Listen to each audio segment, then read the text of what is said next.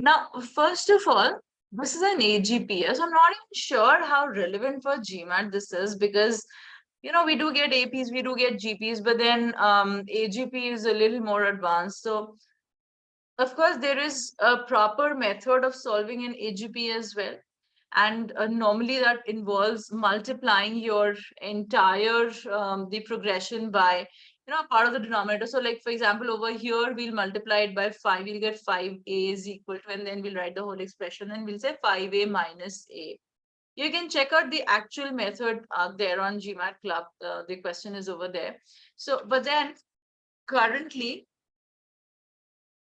what we'll do is we'll look at what we're going to do in case we don't know that this is how an AGP is solved, right? How are we going to solve in that case? All right.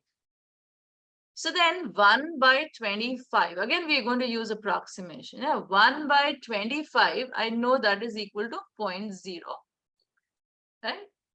Okay. Now, next my number is 2 by 125. 2 by 125, so basically a 0.04 is getting divided by 5 again. So I'll get a 0.008 into 2, which is going to be nothing but 0.016, right? Okay, so this was 0.04 and this became 0.016. So it has become like quite small, right? Now 3 upon 5 to the power 4, 5 to the power 4 is 3125, is 3000 something, yeah.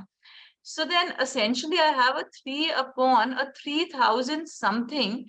Let me just, I'm ignoring the something for now. So this has become, in fact, 1 upon 1000, right? So then it has become a much smaller 0.0001 value, 0.001 value, right? It has become even smaller. Look at that. I get a 0.001 over here, right? 1 upon 1000 it has become. Now next I'll have 4 upon 5 to the power 5, which will become much smaller still. Yeah. So then if I add the first few values, what am I getting? I'm getting a 0.05. 6 becomes 7 with this. Now, these are all are even much smaller. So I likely get something, maybe it might go up to 5.8, 5.9, but certainly nothing more than that, right? All the values are much smaller. So what I get from this entire thing is a 0.05 something. All right. What about 1? Okay, I know half is 0.5 and 1 by 4 is 0.25. So 1 by 8 I know is 0.125. Now this you should remember again from your percentage fraction equivalence as well. 1 by 8 is 12.5%. So it is 0.125, right? 1 by 16, that is equal to 0.0625 in that case. And what I'm getting is even smaller than 0.0625.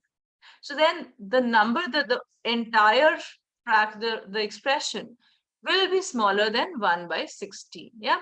Looking at the options, I know that it has to be smaller than 1 by 16. So then this is going to be our answer over here. Right, 1 by 16 and 1 by 8, of course it will not. Now also be aware of what the options are here. Look at this. I have an option which says between 1 by 4 and 1 by 8. Here, so then, I know that this is not the answer because this is really large. This is between 1 by 16 and 1 by 4. Now, this is possibly the answer, in case I've not done this entire calculation.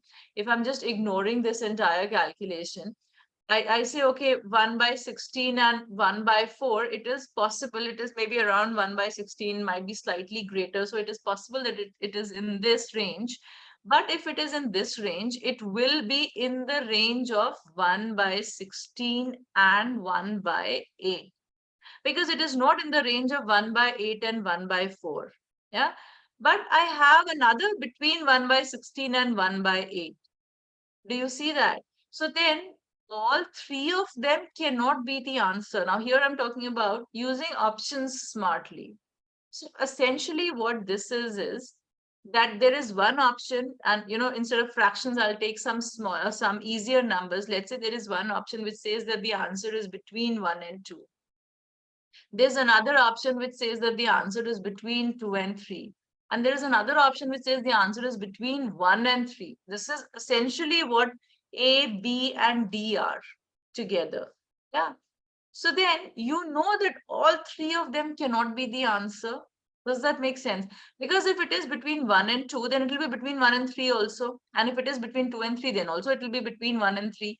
So then these are not possible. And if it is between 1 and 3, then it will be either between 1 and 2 or between 2 and 3. So then, out of these three, 2 will be correct. 1 cannot be correct. So that is why all three of them will be incorrect over here. Right? And then, of course, we have half and 1/4 between this. I mean, these are really too huge. So, of course, your answer is C only. Yeah. So, these are some of the ways in which you can get to the answer, even if you don't know the actual method of how to solve the question.